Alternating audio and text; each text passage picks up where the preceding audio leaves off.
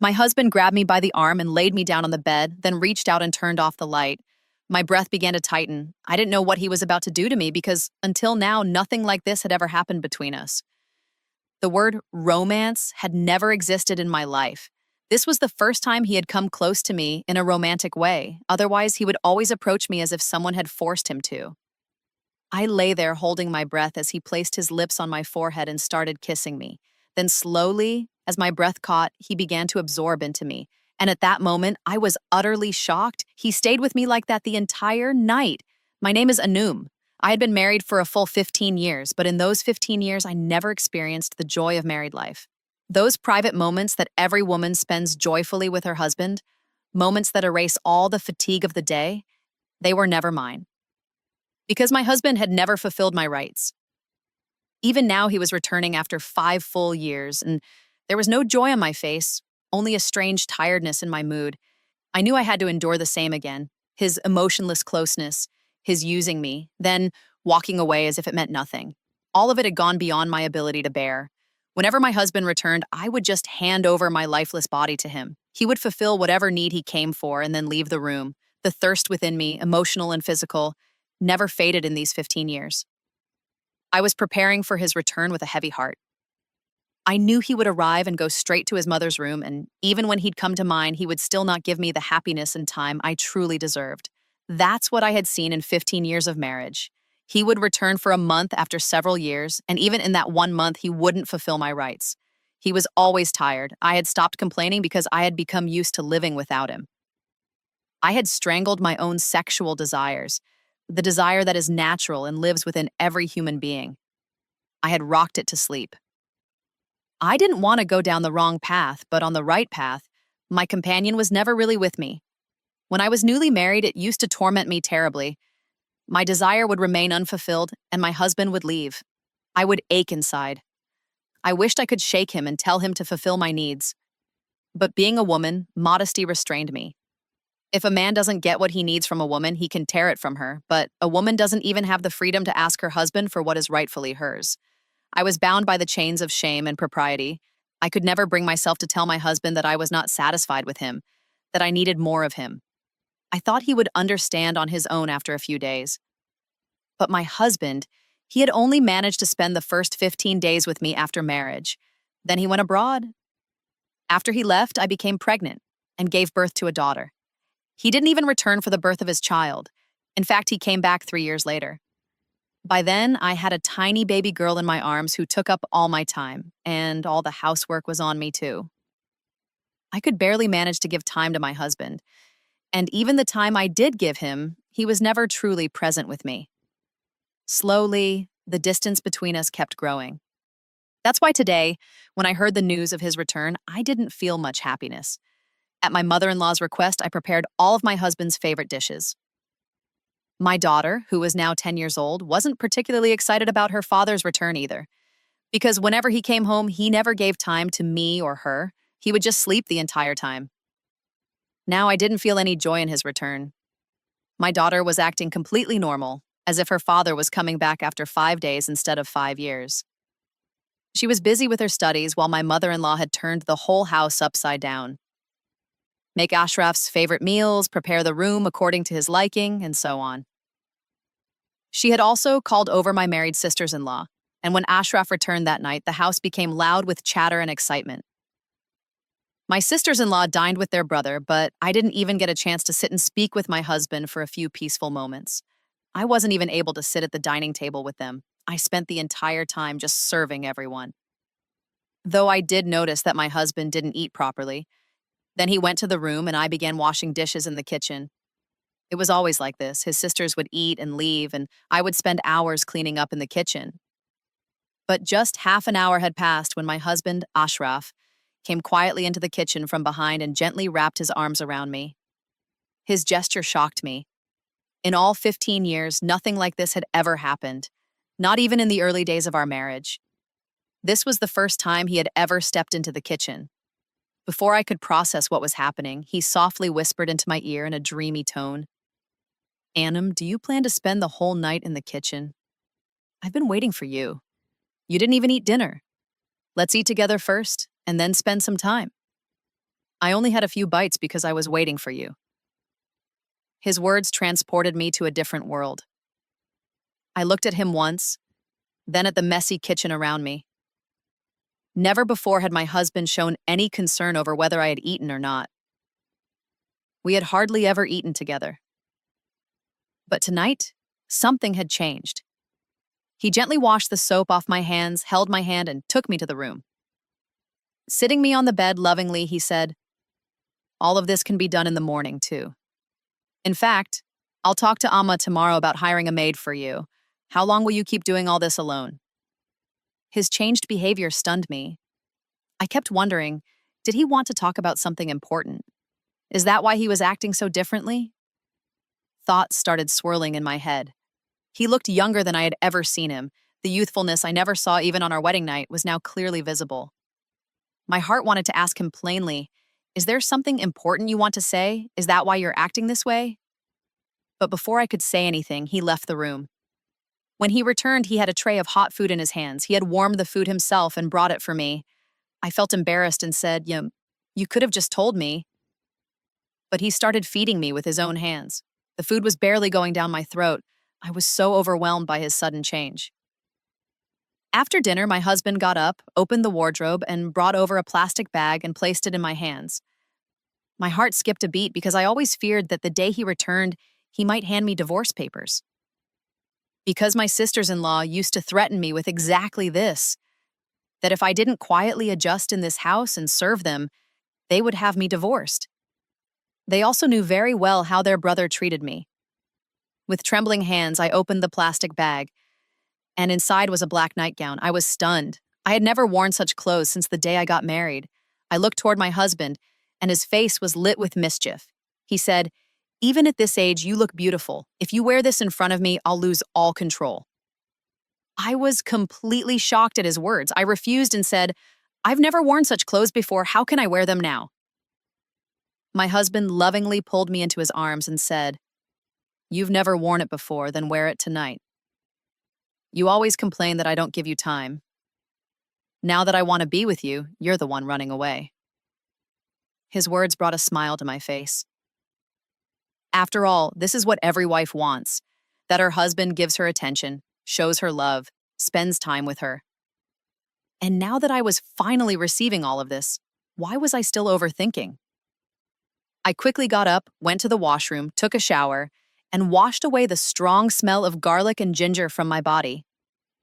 Then I wore that nightgown, sprayed perfume, and went to my husband in privacy.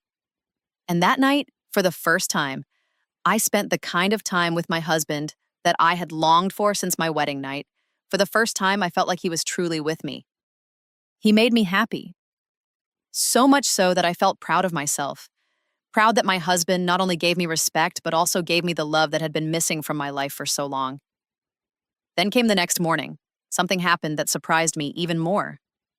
My husband had woken up before me. When I got up and followed him out of the room, I found him standing in front of his mother, saying, "How long will my wife keep doing all the household work alone? Every time my sisters come, they make her life even harder. I'm not against my sisters visiting, but when they come, they should help Samreen out.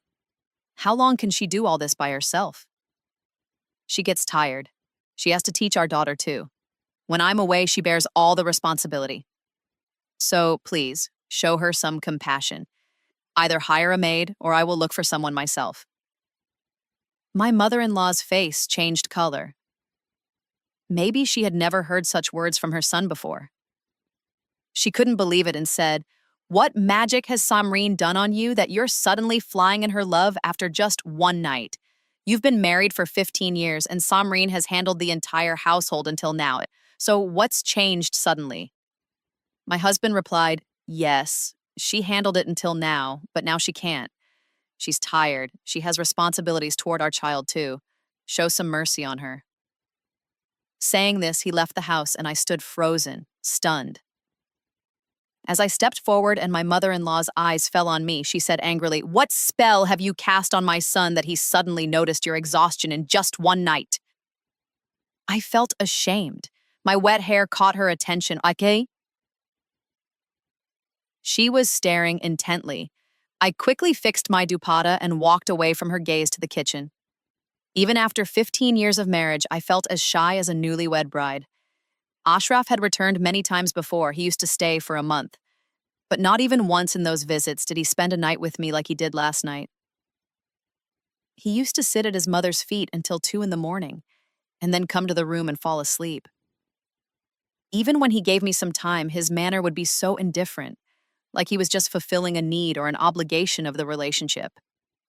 That's why, after 15 years, this new version of him felt completely unfamiliar to me. Somewhere deep down, it seemed like something was wrong. I couldn't understand whom to talk to, who to tell that my husband had changed so much. This change, I just couldn't digest it. His sudden youthfulness and the way his love overflowed, it felt like a sign of something unexpected, something big. Soon after, my mother-in-law called my sisters-in-law and complained about me, even though I had done nothing wrong. She accused me of turning Ashraf against her and his sisters. But God knows I never spoke a word about any of it. When Ashraf returned home quite late, he seemed very happy. He came to the kitchen himself and told me he had gone to meet old friends and they were all very happy to see him. Then he started telling stories about them, and while I worked in the kitchen, I'd occasionally look at him in amazement. In 15 years of marriage, this was the first time I was hearing about his friends. Until now, I didn't even know how many friends he had or what they were like or who was in their families. But today, he was telling even the smallest details, and I just kept listening. A little while later, my daughter came into the kitchen. She saw me and her father together and stopped at the door. My husband lovingly called her in, hugged her to his chest, and started asking about her studies. This behavior was completely new to her as well. She happily began telling him about her schoolwork and then grabbed his hand and took him to her room to show him her school project. And he went along. This father-daughter love brought tears to my eyes. It felt like all my prayers had finally been answered. Later that evening, Ashraf said, "You and Rita get ready. I'm taking you both to the beach." As soon as my mother-in-law heard this, she said, "Call your sisters too. They'll bring their kids and go with you." But my husband refused. He said, "I want to spend some time with just my wife and daughter. Next time, I'll take them too." Hearing this, my mother-in-law's face fell, and she began looking at me with hatred, while I myself was shocked. My husband used to never go anywhere without his sisters, and now he was ready to leave them behind for an outing? Anyway, I got ready with my daughter and we left. We roamed, enjoyed, had dinner, and returned home at night, and I was very tired. That night, my husband asked me to get ready again. Despite the fatigue, I smiled and happily got ready and lay down on the bed. But this time, my husband surprised me even more. First, he massaged my back and my feet. I kept trying to stop him, but he didn't let go. With love, he massaged oil into me and removed the exhaustion from my body, and I gave myself to him completely. That night, after fulfilling my rites, Ashraf went into the washroom, and I was left deep in thought. He used to not spend more than 2 minutes with me. How had he changed so much? I thought I would ask him directly. When Ashraf came out of the washroom, I didn't have the courage to ask about his changed behavior or how he had returned so youthful. But for me, it was enough. That he had finally become good to me. I still remember that first night of marriage very clearly. When Ashraf entered the room, he took off his coat and threw it aside. Then after coming out of the washroom, he lay down straight to sleep. He neither spoke to me with love nor gave me any promises or hopes. He didn't say a single thing about the future that would make me feel my life would be pleasant. And from that first night until now, Ashraf's behavior toward me had remained just as cold. He treated our relationship as a necessity, fulfilled his need, and then would leave the room. Over time, he even started to look old, but this time, he had returned as an entirely changed man. A week had passed like this. Then one day, he took me and Rita out and directly went to the passport office. I asked in surprise why we were there. He said, "I've made all the arrangements. I just need to get your passports and visas. This time I'll take both of you with me. Our daughter will complete her studies there, and you'll stay with me." Ashraf's words left me stunned. I kept looking at him in disbelief.